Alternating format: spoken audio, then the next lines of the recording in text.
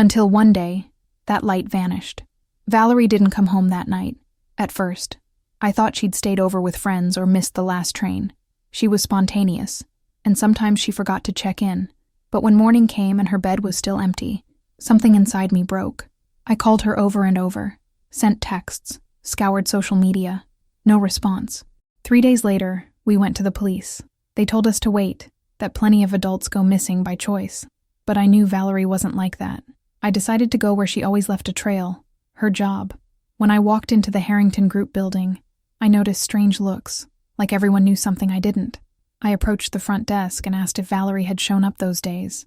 The receptionist hesitated. She said no, but her eyes gave away that she knew more than she was letting on.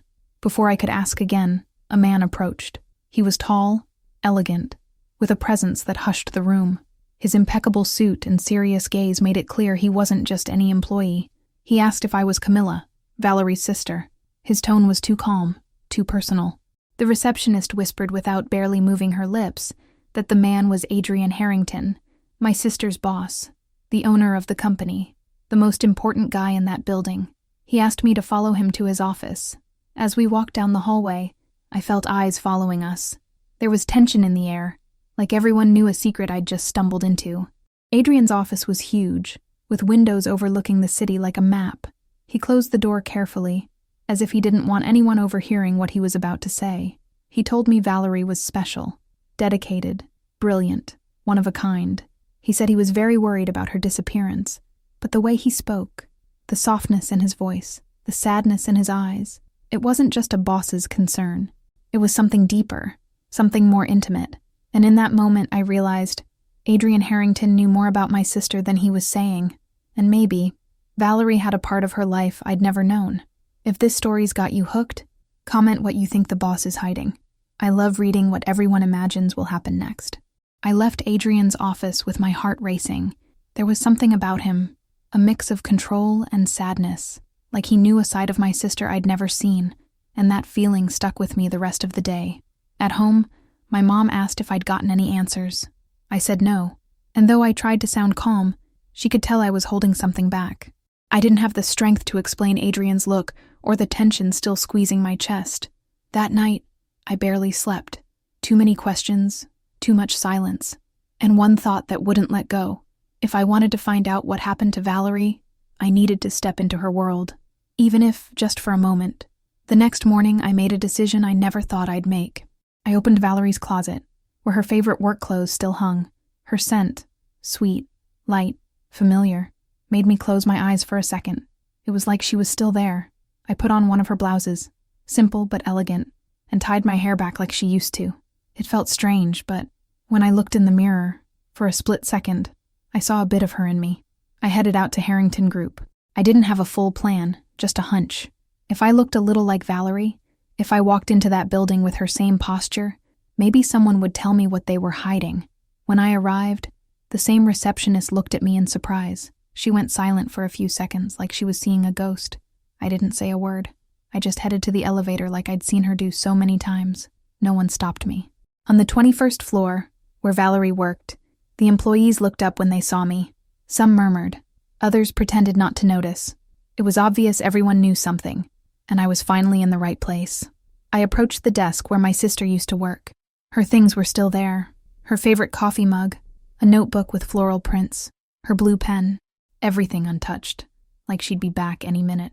As I touched the notebook, one of Valerie's coworkers approached slowly.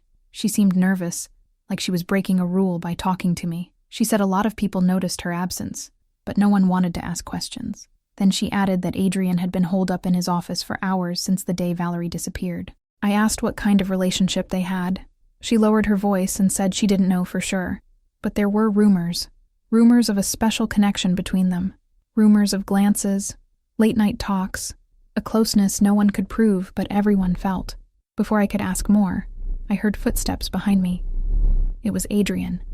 He stopped dead when he saw me. For a moment, his eyes showed a mix of surprise and something else, something like pain. He asked what I was doing there.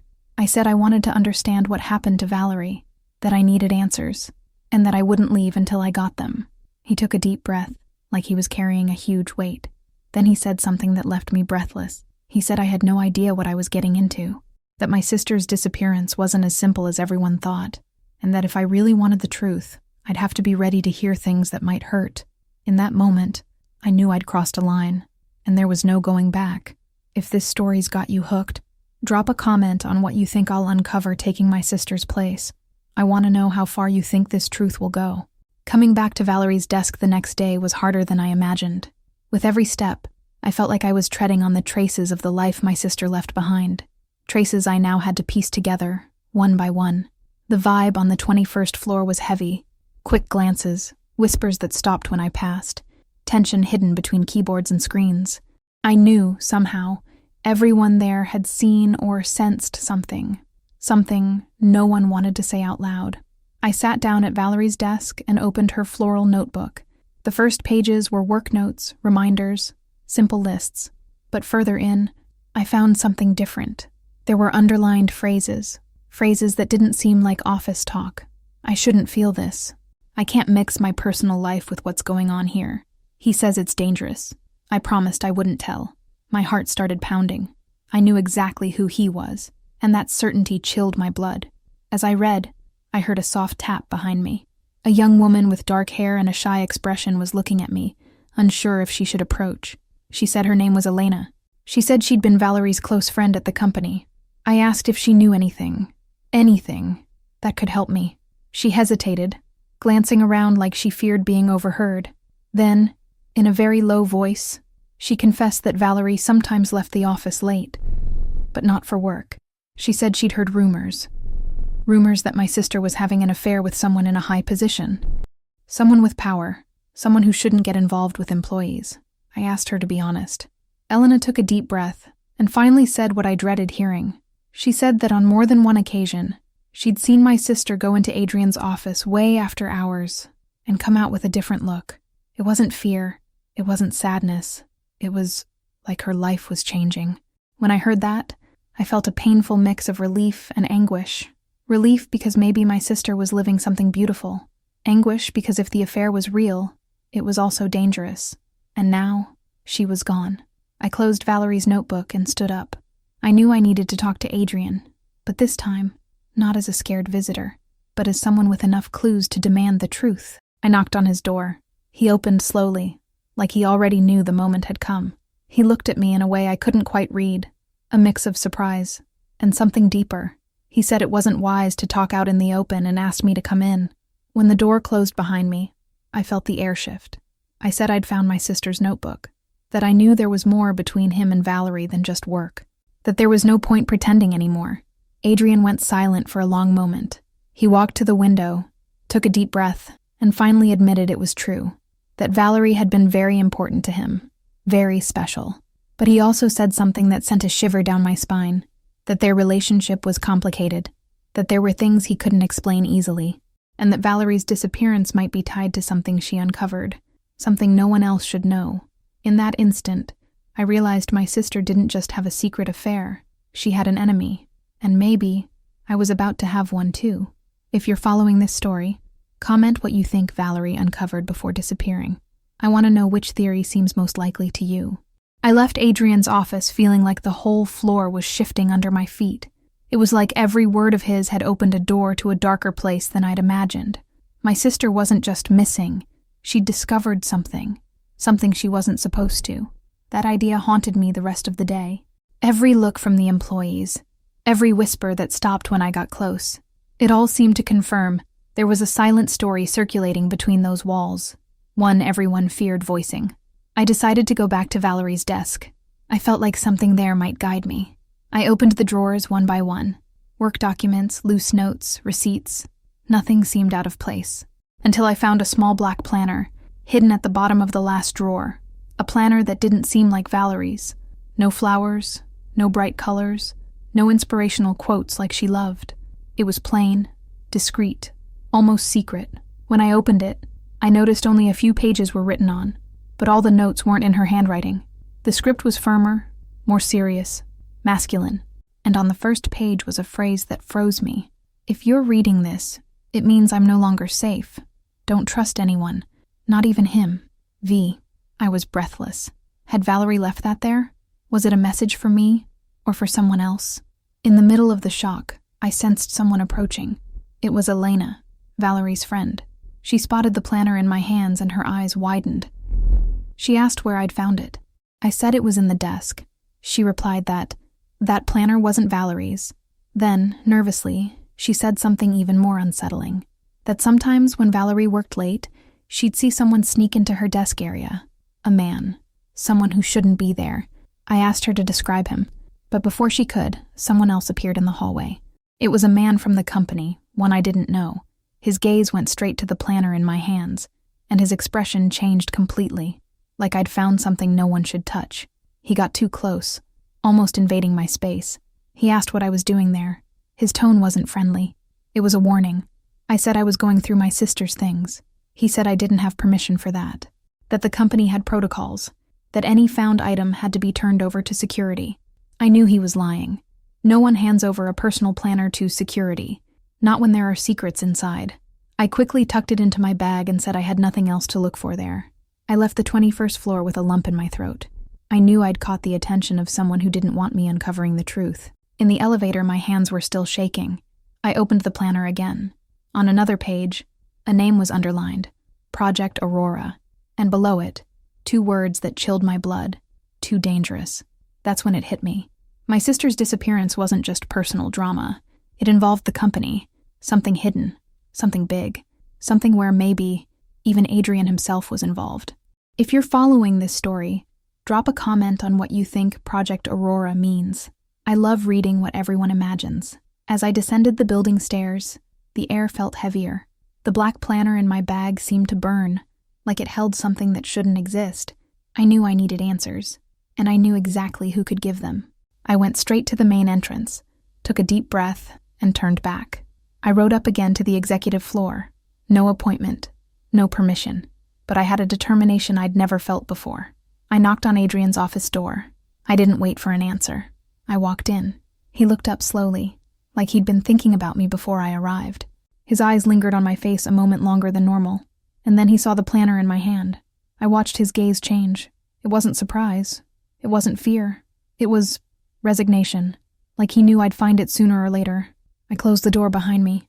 I said no more beating around the bush, that I'd found the planner hidden among Valerie's things, that I'd read what it said, and that I needed him to explain exactly what Project Aurora was.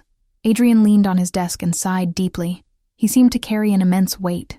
He said a lot of things at the company weren't what they seemed, that there were confidential projects, decisions not under his direct control, and that Valerie had stumbled onto information she wasn't supposed to see. I asked directly if that information was dangerous. He said yes, but not dangerous in a physical way. Dangerous because it implicated people with a lot of power, influential figures inside and outside the company, people who didn't want anyone knowing what they were building under the name Aurora. I tried to make sense of it. I asked why my sister would have access to something so sensitive. He said that sometimes Valerie's intelligence and curiosity led her down unexpected paths, that she'd started suspecting changes in internal documents, found inconsistencies, and started investigating on her own. I asked if he'd tried to stop her. He lowered his head for a moment and said yes, that he'd asked her to stop, that he'd warned her she could lose her job, or worse, get emotionally hurt by getting involved. But she didn't listen, because she thought it was the right thing to do. I asked if he was involved in the project himself. He said not in the way I was thinking, that he was on the board, yes, but didn't have full control over Aurora, that there were people above him. When I asked who those people were, he looked away, said he couldn't talk, that it was too risky. Frustration boiled up in me. I said my sister was missing, that I deserved to know everything, that he had a duty to tell me what he knew. He then lifted his eyes and said something that made me shudder. He said that before disappearing, Valerie had come to him in desperation, that she'd discovered something about Aurora that could change everything, that she was scared but determined, and the last thing she said was that she needed time to think, and after that, no one saw her again. My breath caught for a second. I asked if he thought Valerie had run away. He said no, that Valerie wasn't like that she faced things head on, that something happened, and it wasn't by choice. Then I asked, heart tight, if he thought someone inside the company might be involved in her disappearance. Adrian didn't answer right away, but his silence said it all. When he finally spoke, His voice was barely a whisper. He said he no longer trusted anyone on the board, and neither should I. I left that office with a certainty that scared me to admit. My sister hadn't disappeared. She'd been made to disappear. If this story's got you hooked, comment who you think is behind Project Aurora. I love reading what everyone imagines will happen next. After talking to Adrian, I left the building with my mind tangled and heart pounding. Every word of his echoed inside me like a hard-to-silence ring. Valerie had uncovered something huge, something she shouldn't have, and someone didn't want the truth to come out. I knew if there was a trail left, it wouldn't be in the company anymore. It would have been erased, destroyed, hidden. But my sister wasn't easy to erase. I decided to go back to our apartment. I needed to go through her things, her room, her routine, everything. Any detail could be key now. When I entered her room, a lump formed in my throat. The bed made, photos with friends, colorful notebooks. It all seemed too alive for someone who'd just vanished. I started with the obvious. Drawers, boxes, clothes. Nothing unusual. But when I opened her work backpack, I found something that sent a chill through me. A crumpled receipt from a coffee shop near the office, dated the day before she disappeared. I knew the place. Valerie loved going there. I decided to check it out. The coffee shop was quiet, filled with the aroma of fresh brew. I approached the counter and showed the receipt. I asked if anyone remembered my sister. The barista looked closely and said yes, that Valerie always ordered the same latte. Then she added something that froze me. She said that afternoon, Valerie wasn't alone. She was with a man waiting at a back table. They talked in low voices, like they didn't want to be overheard. I asked what he looked like. The barista thought for a moment and said he was formal, elegant, but not like Adrian. Older, more serious, with the expression of someone always calculating. I asked if she remembered anything else. She said yes, that Valerie seemed nervous, glancing at the door every few minutes, like she was watching for something. And at the end of the talk, the man handed her a white envelope. An envelope she quickly stashed in her backpack. The same backpack now with me. And the envelope wasn't there anymore. When I heard that, a deep shiver ran through me. My sister was investigating something, yes, but she was also getting info from someone who wasn't Adrian. Someone else knew about Aurora. Someone who wanted to talk to her, in secret. I thanked the barista and left the coffee shop with a heavy heart. Something told me Valerie was surrounded by people who claimed to want to help but had hidden agendas, and that I was stepping into the same maze. When I reached the crosswalk in front of the coffee shop, the light was still red. I took the chance to breathe deep and try to sort my thoughts. But then, suddenly, I felt something off, that feeling of being watched. I glanced around discreetly. Across the street, standing by a black car, was the same man who'd confronted me in the office. The one who tried to stop me from taking the planner. He was staring right at me. No hiding it. No fear of me noticing. And when our eyes met, he gave a slight smile. A smile that wasn't friendly at all. He got into the car, drove off without hurry. Like he was telling me, yeah, he was tailing me. And that, I should watch my back. Valerie hadn't just uncovered a secret. She'd been hunted. And now, so was I. If this story's got you hooked, comment if you think the guy in the car is involved in Valerie's disappearance. I want to read every theory. I hurried home, the bitter sense that every step could be watched. It wasn't paranoia. I'd seen him. That man was really following me. When I got to the apartment, I locked the door twice. Mom was asleep, and I didn't want to worry anyone until I had a solid lead. Something concrete.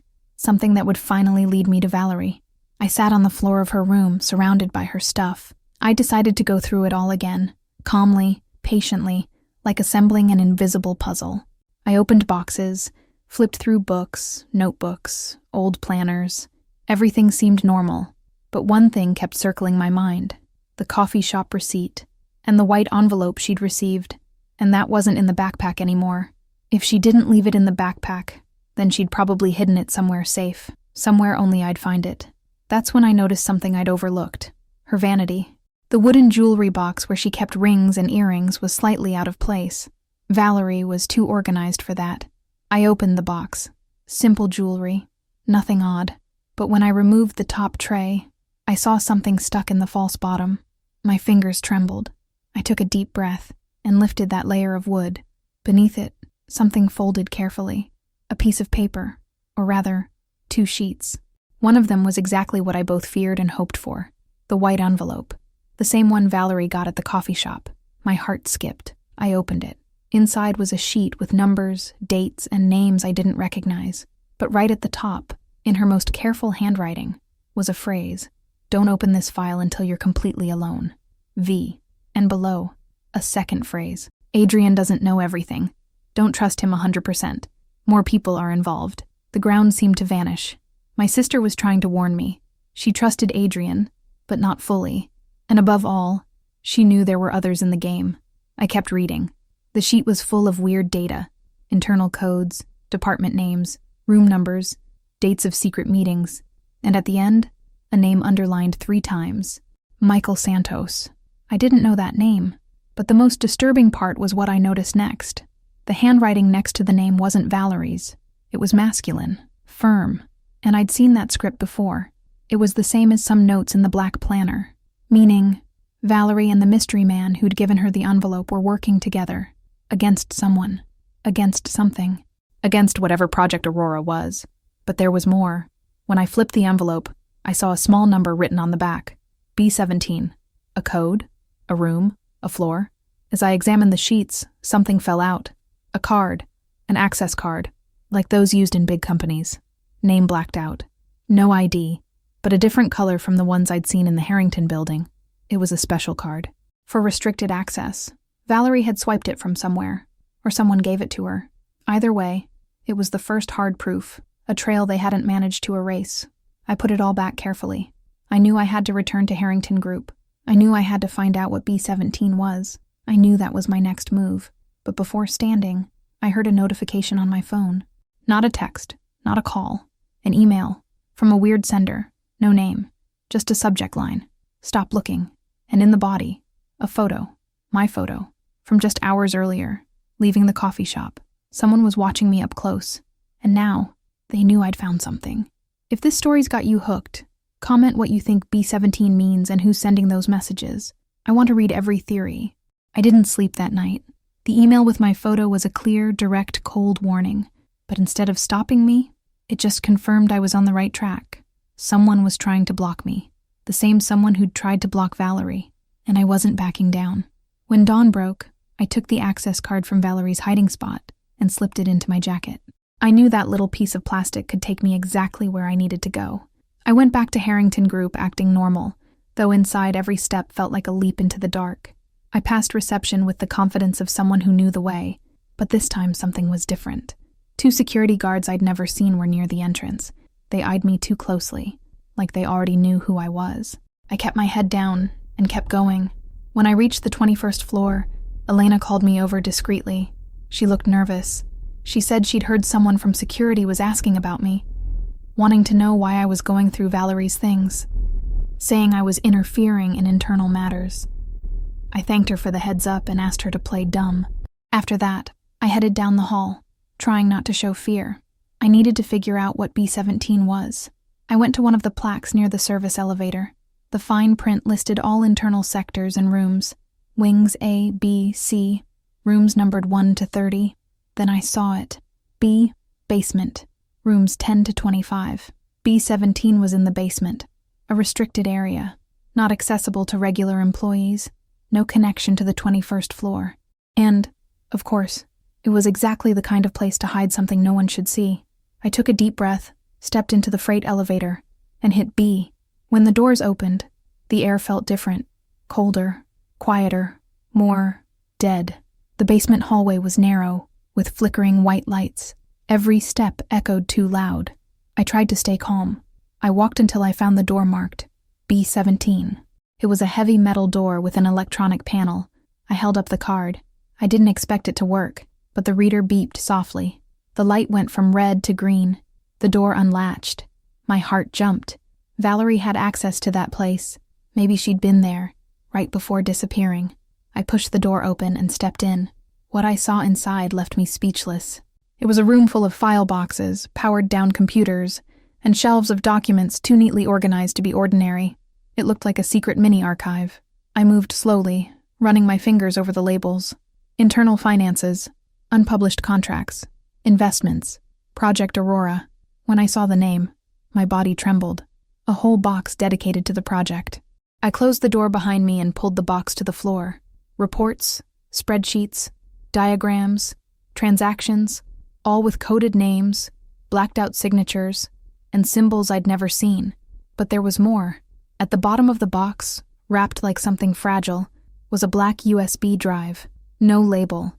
Next to it, a handwritten note. If something happens to me, make sure this doesn't disappear. V. My eyes filled with tears. Valerie had been there, in the same spot, with the same trembling hands, leaving that note for me because she knew. I closed the box quickly, tucked the USB into my jacket, and was about to leave when I heard footsteps in the hall, heavy, steady, approaching. I hid behind the shelves, holding my breath. Under the door I saw shadows of two people. A voice said something that froze my blood. She was here. The card logged access. Search inside. The doorknob started turning, and I knew if they found me there, I might never leave that place. If this story's got you hooked, comment what you think was on the USB and who's trying to catch me. I love reading what you imagine comes next. The sound of the knob turning nearly stopped my heart. The footsteps in the hall approached firmly, like they already knew someone was in the B-17 room, like they were tracking my every move. I crouched behind a metal shelf, breathing as silently as possible. I could see two shadows slipping under the door, still for a second. Then a low, gravelly voice ordering a full search. The door began to open. Fear shot up my spine like an electric current. If they caught me there, in that basement, no one would ever know where I was. One guard entered first. His flashlight swept the room slowly, lighting up boxes, folders, the floor, every corner. I shrank smaller, pressing against the cold metal. My breath was so shallow it hurt to hold. The guard moved toward the center. The other stayed at the door, watching the hall. I knew I had seconds. That one more step, and they'd find me. That's when I heard a faint metallic clink, almost inaudible. A box I'd shifted when I arrived was teetering on the shelf edge, and started sliding. I closed my eyes, willing it not to fall, but it did. The crash filled the room. The guard swung the flashlight straight toward me. The beam cut through the shadows, grazed my hand. I felt it. The guard approached, and in that instant, heart hammering, I did the only thing I could. I crawled to the far end of the shelf, ending up right behind the guard, completely out of his light. It was insane, but it was that, or get caught. The guard bent to check the fallen box, and in that second of distraction, I slipped toward the door, as quietly as I could. The door guard caught a glimpse of me, just enough to furrow his brow, trying to make out a moving shadow. But before he could say anything, I flipped the room's light switch by the door. Total blackout. The two guards panicked instantly, fumbling flashlights, muttering to each other, and I used that tiny chaos to slip into the hall and run like my life depended on it. The basement was a cold maze, but I knew the way back to the elevator. Every step echoed, every breath seemed too loud, but I didn't stop. When I reached the elevator, my hands shook so bad I could barely hit the button. I heard footsteps behind, tense voices, flashlights. The elevator took forever to arrive, but it did. I jumped in and mashed the 21st floor button, praying the doors would close before anyone got there. I heard the footsteps speeding up. A shadow rounded the corner. A flashlight beam hit the elevator dead on. I held my breath. The doors shut just as a hand reached to stop them. I ascended. When the doors finally opened upstairs, I collapsed against the metal wall for a few seconds. I could feel cold sweat trickling down my neck, my heart pounding like an echo in the whole elevator. But I'd escaped. I went straight to the hallway bathroom, locked myself in a stall, and pulled the USB from my pocket. It was small, unassuming, but heavy with the truth it carried. I knew I couldn't go back to the 21st floor. I knew I couldn't seek out Adrian. Not yet. And above all, I knew I wasn't just a visitor seeking answers anymore. I was officially a threat, because someone inside Harrington Group had tried to grab me, and they knew who I was. They knew I had the card. They knew I had something Valerie left behind. And me, I knew I couldn't trust anyone. If you're following this story, comment what you'd do in my shoes. Go back to the company, run, or investigate alone. I love reading every idea. Still locked in the bathroom stall, with the distant sound of footsteps in the hall, and the echo of my own ragged breathing, I felt it was finally time to see exactly what Valerie wanted me to find. I pulled the USB from my jacket's inner pocket. It looked normal, but it had an odd weight, like it held more than data, like it guarded the final piece of a secret that had already destroyed too much. I knew I couldn't plug it into any company computer. It'd be tracked instantly. Any attempt to open it there could give me away. So I decided to slip out of Harrington Group quietly. I walked the halls head down, trying to blend in as an employee clocking out. I avoided eye contact with security, steered clear of suspicious faces, and when I reached the lobby, I breathed a sigh of relief that no one stopped me. Back home, I locked the door carefully. Mom was brewing coffee, oblivious that the world I knew was about to crumble. I said nothing. I went straight to my room. Locked in, I grabbed my laptop. It was old, slow, but secure, never connected to the company network. I inserted the USB with trembling hands. At first, it seemed empty. One folder, no name, no date. I opened it. Inside was just one file, a video. My pulse spiked. I hit play. The image took a moment to steady. It looked like it was recorded on a phone, hidden, maybe between folders or under a table. The quality was low, but enough to make out voices, movements, people. My heart raced when the first clear image appeared. It was the B-17 room, the same room I'd just been in. 2 people talking. One of them, the same mystery man who'd confronted me in the office when I tried to take the planner. The other, someone I'd never imagined seeing there, Adrian. He was tense, hands on the metal table, like he was arguing something crucial. The other man held a white envelope in his hand, the same kind I'd found in Valerie's things. I turned up the volume. The envelope man said Project Aurora couldn't be stopped. Too many interests, too many important people involved. That if anyone in the department started asking questions, we'd have to handle it fast. Adrian, voice low and firm, said he disagreed, that there were rules, limits. No one should get hurt over it. The other man laughed dryly, said that wasn't Adrian's call, that his job was to keep things running, and if he couldn't control Valerie, then someone else would. My skin crawled. Adrian stepped forward, indignant, saying he wouldn't allow anything against her. But the other man cut him off, holding up the envelope and saying something that took my breath. She was already too close. No choice. The image shook for a second. People passing in the background. Quick movements. Then Valerie's voice. Distant, confused, like she was talking to someone else. She sounded scared. I leaned into the screen, trying to make it out. But before I could hear more, the video cut off abruptly. The screen went black. I stared into space, hands gripping the laptop edge, trying to process what I'd just seen. Valerie had learned too much, and someone decided to silence her. But that wasn't the worst. The worst was realizing Adrian was involved. Yes, but not how I'd thought. He wasn't the villain. He was trying to protect her, and failed. The envelope man, that cold, calculating voice, that arrogant stance. I recognized him. It was the same guy who'd tried to stop me in the office. The same who'd tailed me to the coffee shop. Michael Santos. The name on the file. The name underlined on Valerie's papers. The name she'd marked as a threat. My breathing shortened. Valerie didn't vanish by chance. She was hunted. And now, I was in the crosshairs too. If this story's got you hooked, comment if you think Adrian knew they were after Valerie, or if Michael acted alone. I want to read every theory. I couldn't sit still after seeing that video. My heart pounded with a dangerous mix of fear and rage. Rage because they'd toyed with my sister. Rage because someone silenced her to protect a corrupt project. And fear, because now I knew too much. But there was something else gnawing at me. The image of Adrian defending Valerie. The way he confronted Michael. The tension on his face. It wasn't an accomplice's look. It was someone who'd tried to stop the inevitable. I needed to confront him. Risky as it was, I needed to hear from him what went down in that basement. I needed to know if he'd really tried to protect her, or if he was hiding more. I left home before Mom woke. I didn't want to add more weight or worry to her. My fight was different now. Arriving at Harrington Group, my mind was set. Either Adrian told me the truth, or I'd find it alone. I rode up to the executive floor, ignoring the suspicious stares from security. Every step echoed like a declaration of war I was about to wage. I knocked on Adrian's office door without waiting. Walked in. He was there, standing by the window, gazing at the city like he was trying to shoulder its weight alone. When he saw me, his expression shifted. Not surprise. Guilt. I closed the door behind me and held up the USB. I said I'd seen it, that I knew what happened in B-17, that I knew who Michael Santos was, that I knew Valerie was one step from exposing it all. Adrian's reaction was instant. His face drained of color. He stepped close, almost whispering, asking me to close the blinds, that no one could see us, that no one could hear us. I did, and when the office dimmed, he sank into his chair, like he couldn't bear the weight anymore.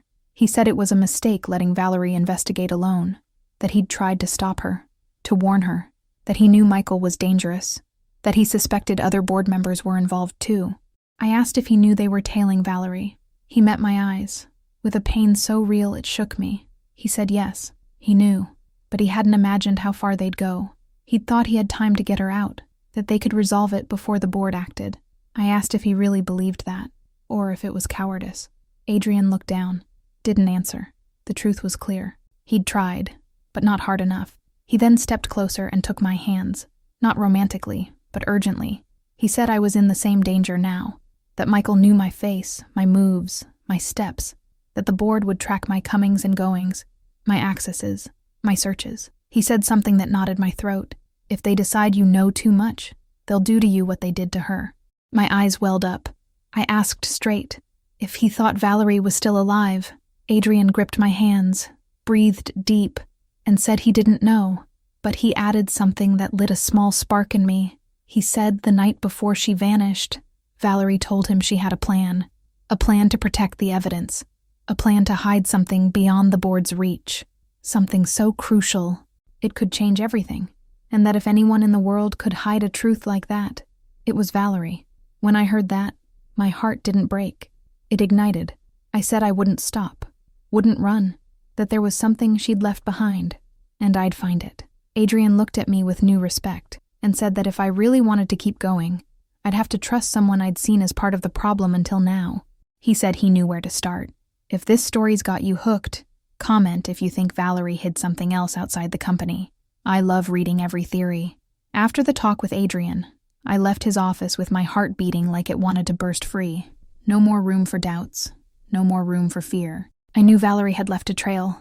Something bigger. Something we hadn't found yet. And Adrian knew too. As we walked down the executive hall together, he moved in silence, worried, thoughtful. I hoped he'd give me a solid lead, but his lips stayed sealed, like he feared the walls had ears. When we entered a small conference room, he locked the door. No risks. Adrian leaned on the table and finally spoke. He said there was one last thing Valerie hadn't fully told him. A loose end. A destination. A place. He said that days before vanishing, Valerie mentioned that if something bad happened, she'd leave something hidden far from the company. A backup. A safety copy. Something she described as the only thing that can save me. I asked what it was. Adrian closed his eyes for a second and said something that chilled me. Valerie had gone to our childhood home, a place we hadn't lived in for years. Empty, forgotten, but where my sister apparently left the most important piece of all. When I heard that, the pieces started fitting. Valerie was being followed, watched, and still, she'd found time to return to a place only we two had walked as kids. That place was the perfect hideout. I told Adrian I had to go right away. He said he'd come with me. I refused immediately. I knew he was involved, but I also knew Michael could be watching him. I said if he came, we'd draw too much attention, that it was best I go alone. Adrian went quiet, but finally nodded, said he'd be on alert, that if I wasn't back in 2 hours, he'd call nonstop, that if I didn't answer, he'd come himself. I just asked him not to tell anyone on the board, that no one know I was heading there. I left the building with a mix of adrenaline and panic. Every person on the street seemed a secret watcher. Every parked car a silent lookout. It was like the world had shifted hue. I grabbed an Uber and gave the old address. The house was on the city's outskirts, in an old neighborhood where every wall seemed to hold forgotten stories. When I stepped out, I saw the facade I hadn't seen since I was 8. Peeling paint, crooked gate, dirty windows. Something inside me ached. I opened the gate carefully. It creaked like it still held our footsteps. I went in. The smell of dust, old wood, and lost memories filled the air. I walked through the empty living room, the kitchen, the short hall, and then I stopped in front of the room where Valerie and I slept as girls. The door was ajar. I pushed it with my fingertips. Afternoon sun filtered through the broken window, lighting dust motes in the air. The room was empty, except for one thing. In the corner by the wall, there was a black backpack. Valerie's backpack. My breath stopped. A shiver ran from my neck down my spine. As I approached, my hands began to shake. I knew whatever was inside was important. I knew that backpack was the last thing Valerie hid before vanishing. I knelt on the floor and unzipped it slowly, like I feared breaking something sacred. Inside, a spiral notebook, a thick envelope, an old phone, and a blouse I recognized well. The blouse Valerie wore on her last known day. Her scent was still there. My eyes filled with tears. I breathed deep and took the envelope. It was heavy, double-sealed, in her handwriting. But what really made the floor drop out from under me was seeing something written on the outside. Camila, if you're reading this, it means I couldn't come back. Don't stop. The truth is in your hands now. I love you. V. My vision blurred. My heart clenched. And before I could open the envelope, a sharp noise echoed behind me. A step. Two. I turned slowly and saw the silhouette of a man in the doorway. Michael Santos. He stared right at me, with an almost imperceptible smile. A smile that said he already knew exactly where I'd be. Then he said, low and cold, "You're too late. If this story's got you hooked, comment what you think I'll do now that Michael's found me. Your take matters to me." I froze, like the air had vanished from the room. Michael stood in the doorway, blocking the only exit. His shadow stretched across the old wooden floor, and for a moment, I felt like he was peering straight into my soul. No fear in his expression, just certainty, a cold, calculated certainty of someone who knows they've won. I clutched the envelope to my chest like a shield, but I knew it wasn't. Michael took slow steps toward me, each one thudding like a blow. He said he'd been tailing me for days, knew every place I'd been, every question I'd asked, every person I'd talked to, and he added something that cut like a knife. He said Valerie was too much like me. Same inquisitive gaze, same refusal to back down, same dangerous stubbornness. My breath faltered. Michael leaned in a bit, like sharing a secret that no longer mattered. He said Valerie had uncovered restricted Project Aurora documents, taken them without permission, tried to expose them, thought she could take on the board alone. Then, with a subtle, cruel smile, he finished, "She was wrong." His words sliced something inside me. I asked, voice shaking, what he'd done to her. Michael didn't hesitate, said what happened to Valerie was inevitable, that it was her, or the project, that there were much bigger interests than one employee's life. My hands shook so hard I nearly dropped the envelope. But something ignited in me. Maybe rage, maybe desperation, maybe love for my sister. And I finally said what I needed to. I said I had proof. I knew who he was. I wasn't staying quiet. The USB, the video, the signatures. It was all out of his reach now. I was lying through my teeth, but it was my only weapon. Michael chuckled low, a dry, almost amused laugh. He said I was brave, but stupid. That Valerie said the exact same thing right before vanishing, that even she didn't have time to hand anything over. He took another step, and I backed up until my back hit the wall. As he raised his hand to grab the envelope, something unexpected happened. From far down the hall, a crash, the front door being forced open. "Police are on the way," someone yelled from outside. It was Adrian's voice. Michael froze for a second, not in fear, but surprise. And in that instant, I made my choice. I held the envelope in one hand and shoved Valerie's backpack into his chest with the other. It was a small, quick move, but enough to throw him off balance a step back. That single second was all I needed. I ran down the narrow hall, feet scraping the old floor. I heard Michael behind me, heavy breathing, strong footsteps closing in. I reached the living room, saw Adrian bursting through the front door, eyes wide seeing me run. I yelled his name. He lunged toward me just as Michael appeared behind, arm outstretched to grab me. Adrian yanked me under the arm, pulling me out of the strike's path. Michael stumbled on the half-open door but got up fast, fury of a man knowing time was running out. Adrian positioned me behind him, shielding my body with his, and shouted outside, calling the approaching officers.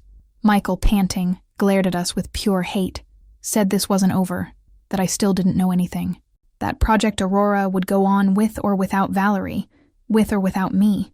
And then, for the first time, I saw something I'd never expected on that man. Panic. I heard sirens, officers' voices flooding the entry, and Michael realized he had no way out. He bolted through the back door, vanishing into the overgrown yard behind the house. Adrian gripped my shoulders hard. I was shaking head to toe. Outside, police started securing the area, but Michael was long gone. And I knew what that meant. The truth about Valerie was close. So close. But it was also about to tear everything apart. If this story's got you hooked, comment what you think's in the envelope Valerie left for me. I want to read what you imagine for the end. The house was full of past echoes, but now every corner was a battlefield. Cops came and went, searching fast, while Adrian talked to the police trying to explain what happened.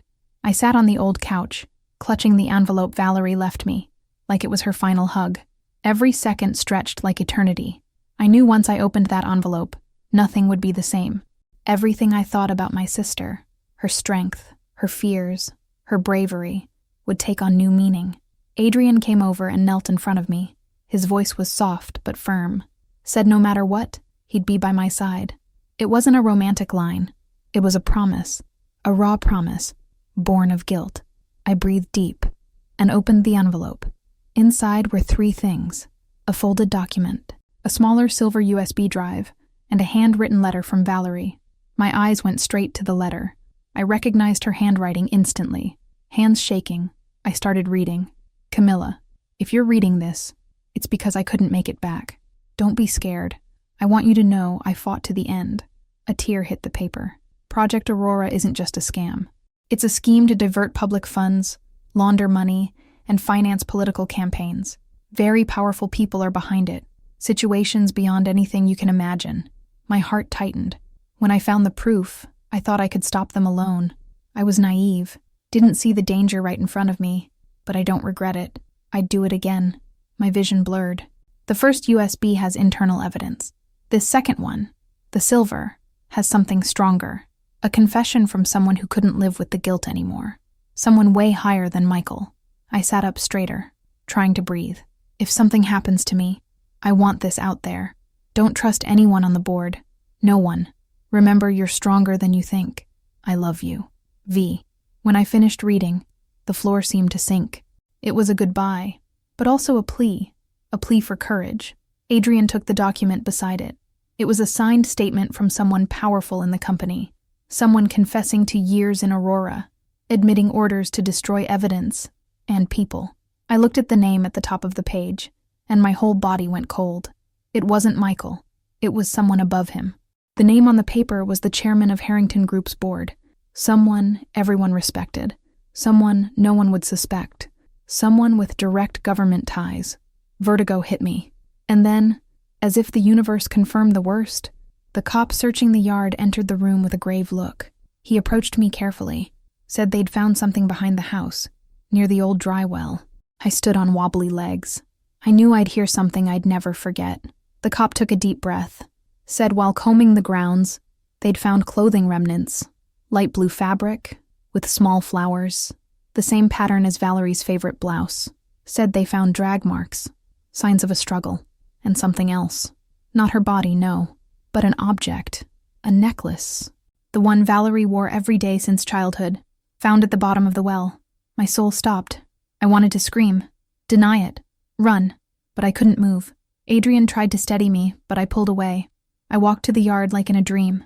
When I saw the necklace, dirty, earth-stained, lost in that dark hole, I understood. My sister wasn't on the run, wasn't hiding, wasn't captive somewhere waiting to be found. Valerie was dead. Michael, and the board, had erased her from the world, but they hadn't erased the truth, because now, the truth was with me. If this story's touching you, drop a heart for Valerie in the comments, and tell me if you're ready to hear how it all ends. Valerie's necklace, her childhood necklace, was still in my hand. Soft, earth-stained, cold. It was the only thing they'd left behind, the only thing they couldn't destroy, and as I gripped it tight, the certainty stabbed me like a dagger. My sister was gone, not by accident, not by chance, but by a calculated choice from men who thought their power was worth more than a human life. The air grew heavy. The officers kept searching the yard, but their voices were distant. My world narrowed to one thought. This can't stand. Adrian approached slowly. His face was pale, his eyes broken. He said my name softly, like he feared I'd vanish too. I wiped my tears, breathed deep, and said we'd end it all. Aurora, Michael, the whole board. And Adrian didn't hesitate. Said he'd do whatever it took to honor Valerie, even if it meant destroying his own company. We'll do it together, I said. And we did. In the days that followed, it was a quiet storm. Adrian and I gathered evidence, organized documents, connected dates, figures, signatures. We reached out to independent journalists, not the big media, but those fearless enough to publish what others wouldn't touch. The USBs, the statements, the secret reports, everything. Aurora wasn't just an internal scheme. It was a vast network, and when it was all ready, I did what my sister would have. I sent it all out. To every reporter, every uncorrupted authority, every oversight body, and publicly too. The truth spread like wildfire through dry grass. In hours, Project Aurora was headline news. In a day, protests erupted outside Harrington Group. In 2 days, the entire board was under investigation. Michael vanished into the shadows, like a wounded animal seeking a hole. But it didn't help. A week later, he was nabbed at the border, trying to flee the country, locked up, caged, exposed. The board chairman, the one whose signature was on the report, fell too, and with him, everyone involved. The whole network started crumbling, and me, I stood there, watching it unfold like my own pain turning to justice. Adrian, though innocent, resigned from the company, said he couldn't stay in the same place that destroyed the woman he loved. Because yes, he loved her, though he'd never said it, and I got it. I understood it wasn't time for romance or futures or any of that. It was time to close a chapter. I went back to the old house one last time, on a quiet morning. I buried Valerie's necklace in the garden where we'd played as kids. I knelt, touched the soil, closed my eyes. I said I'd done it, that Aurora had fallen, that her name would be remembered not for her death, but for her courage. And in that silence, for a moment, I felt her there, with me, with that light that always followed her. I stood slowly. I knew nothing in the world would bring Valerie back, but I also knew she hadn't gone in vain, that what she left behind saved so many others. And as I walked to the street, sun warming my back, I understood something with total clarity. Truth can cost a life, but it can also light up a whole nation. That was Valerie's story. And now, the story I had to carry on. If this story touched your heart, leave a thank you, Valerie, in the comments. Your light lives on, even in stories like this.